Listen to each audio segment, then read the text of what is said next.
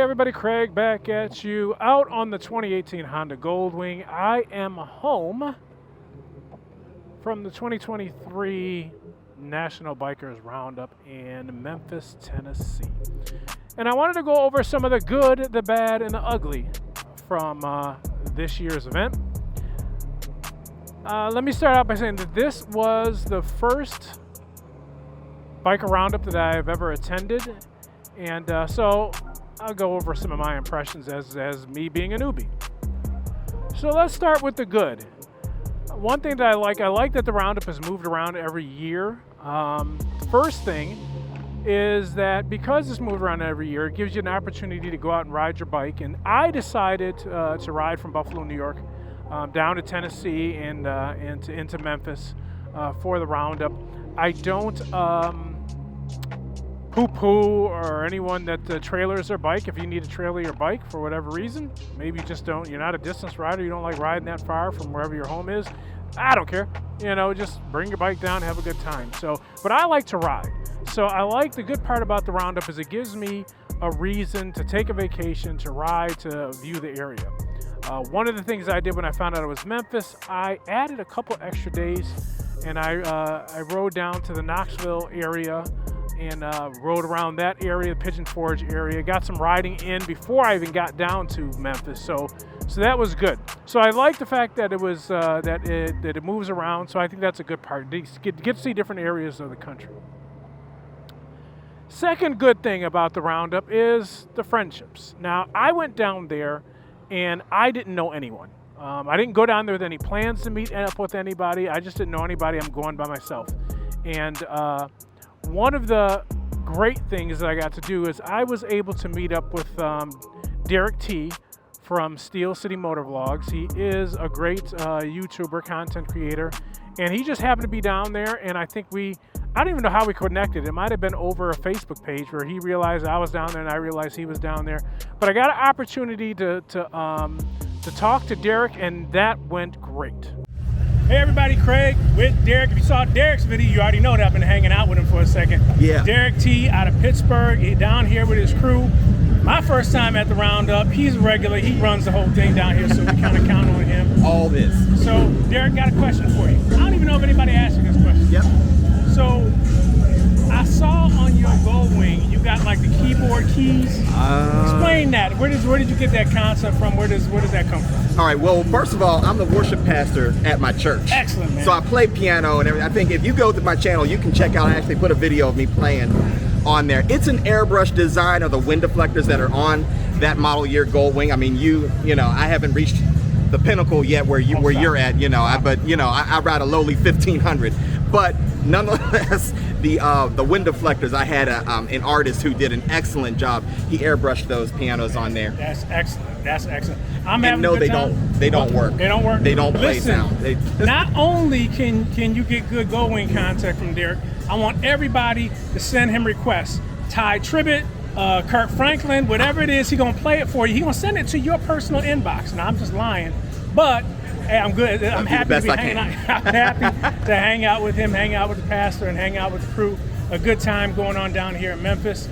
Again, you're going to see a lot of videos. You're going to see some activity going on. But so far, a great time. I'm just happy to be here. Absolutely. All right, thanks, Derek. Thank you. Brother. All right, now. Another part of the good that I'll put toward this event was I like the location. I like Memphis, Tennessee. I always say if you're going to plan an event, you're going to have a gathering and get people coming there, pick a city where there's things to do. And there definitely was things to do in Memphis. Went down to Beale Street for their bike night. Biggest bike night that I've ever been to. I think it is one of the biggest in the country, if not the biggest. I took some video of that event. I'll include it, and I'll also put a link to that video in the description so you can check that out. But great time on Beale Street, great food, great music. Again, a positive for the Roundup, great location.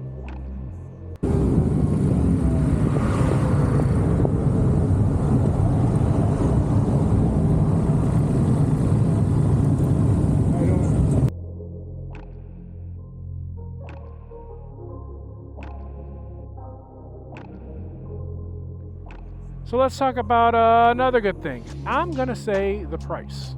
When I say the price, I'm talking about the price you had to pay to get into the Roundup. It was 30 bucks.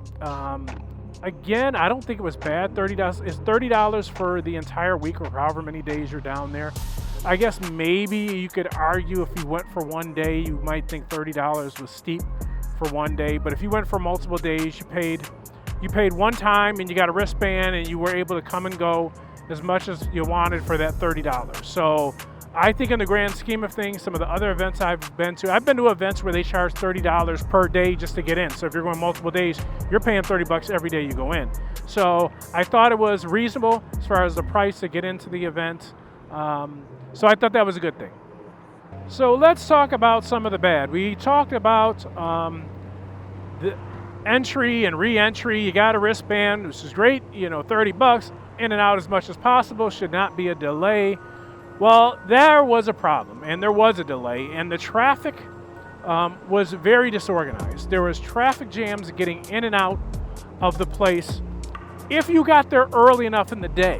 When I say early enough in the day, if you got there by probably 2, 3 o'clock in the afternoon, you might not have had to deal with it, but if you waited to the evening to get there, they did not really have dedicated lanes to get in and out, or if they did, somehow it got totally screwed up, and it was just one big traffic jam, to the point where at a certain portion, they wouldn't let people in, which is a problem if you're going to an event. If you're riding, from a different part of the country to go to the Roundup, and all of a sudden you get to the fairgrounds, you get to the event site, and you can't get in because there's too many people there or however.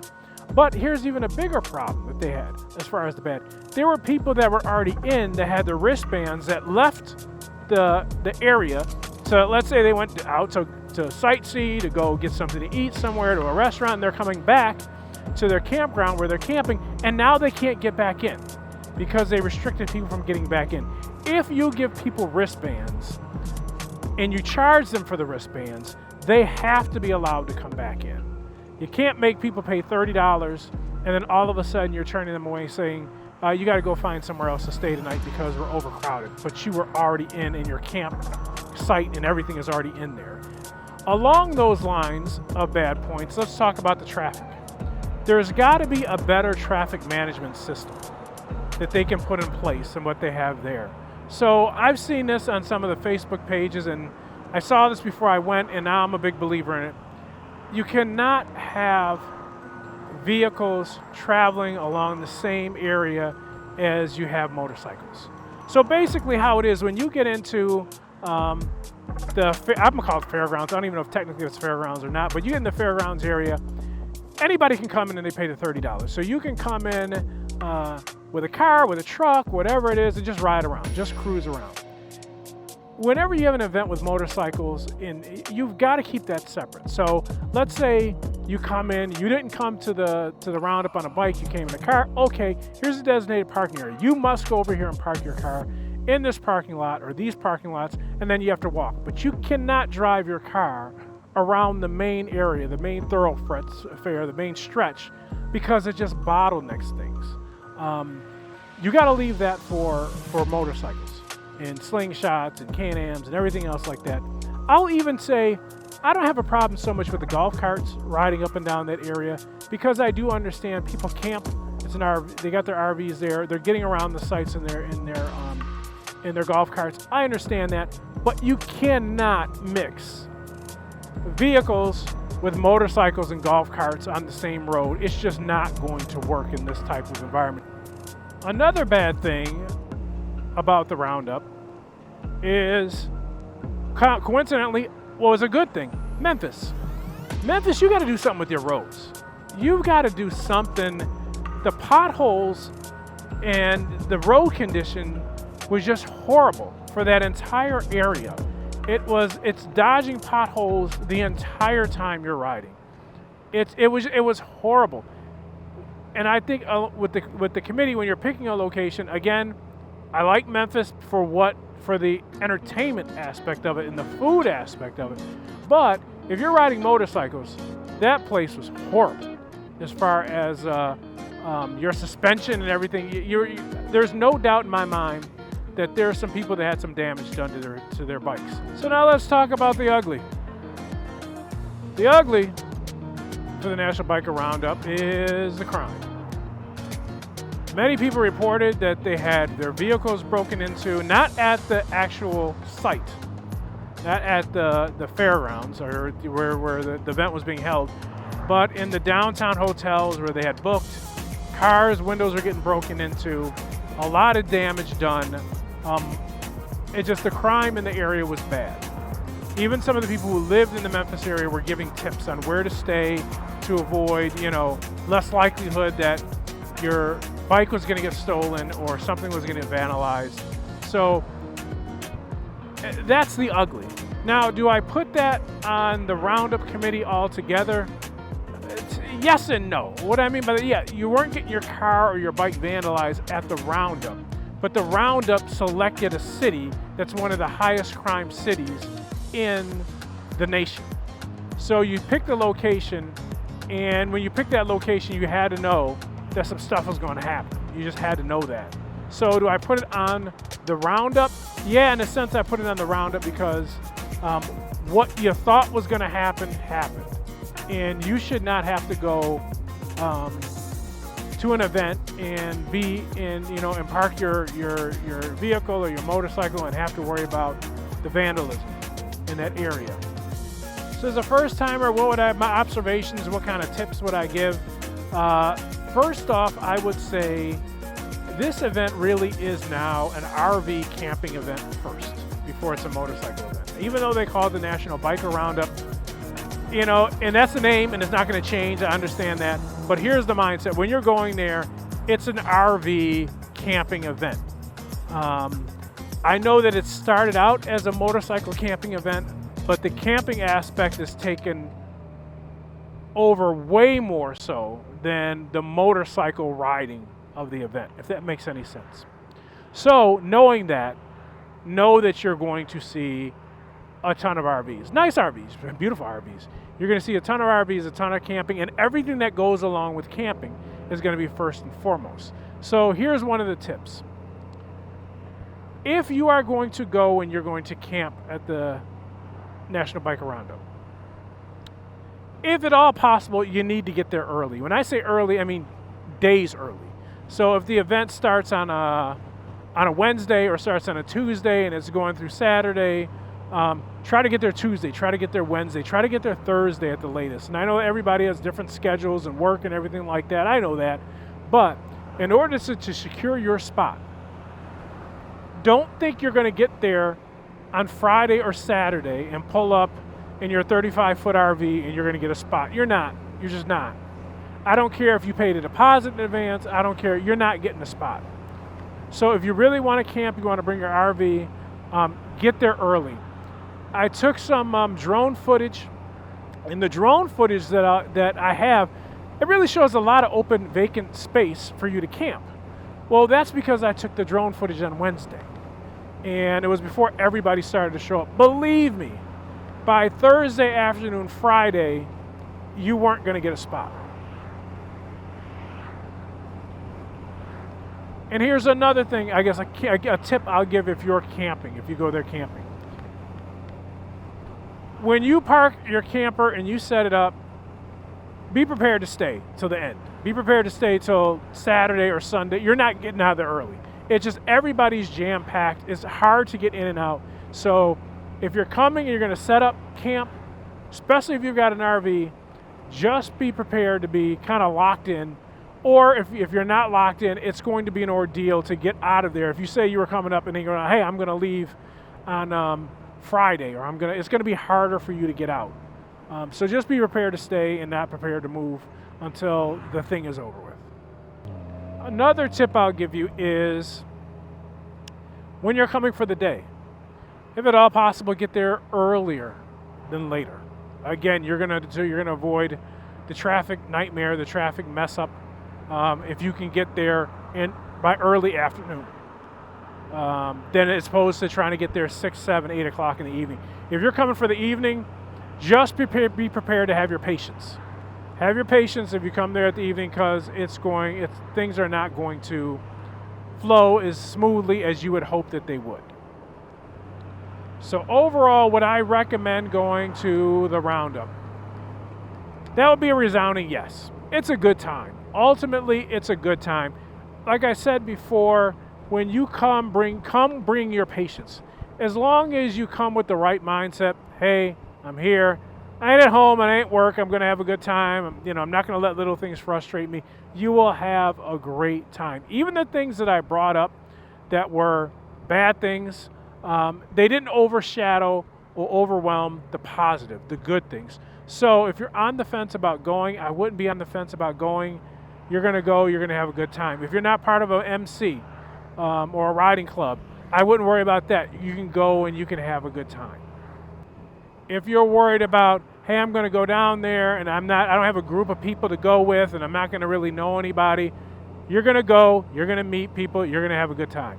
So overwhelmingly, if you can go, enjoy yourself and go.